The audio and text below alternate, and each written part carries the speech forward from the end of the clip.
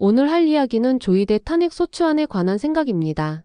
민주당은 7만 쪽에 달하는 이재명 후보 선거법 재판 종이 기록을 읽었는지 답해야 한다.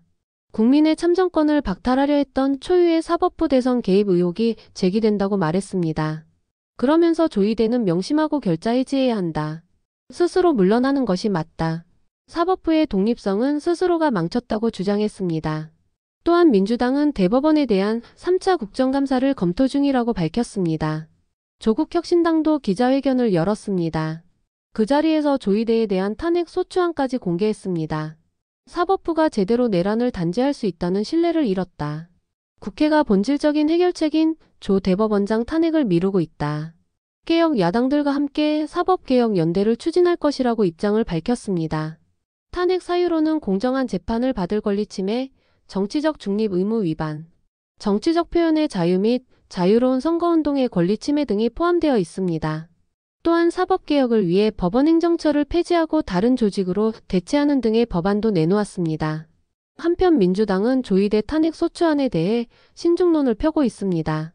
그 이유는 조이대가 탄핵당할 만한 명확한 법적 근거가 없기 때문입니다. 막말로 민주당이 이번에 조이대 탄핵 소추안을 실제로 낸다고 가정해 봅시다. 그런데 헌재에서 위헌 판결이 나온다면 답이 없는 겁니다. 그렇게 되면 진짜 빼도 박도 못하는 사법 개입이 되는 겁니다. 지금도 이미 사법 개입이라고 많은 사람들이 비판하고 있습니다. 그런데 탄핵 소추안까지 낸다. 이건 민주당이 거의 윤석열의 비상계 언급 자충수를 두는 겁니다. 저는 미치지 않는 이상 민주당이 실제로 하지는 않을 거라고 봅니다. 그럼에도 조국이 이런 걸 모를 리가 없습니다. 그런데 왜 하느냐? 뻔합니다. 어그로와 관심도를 끌기 위해서입니다.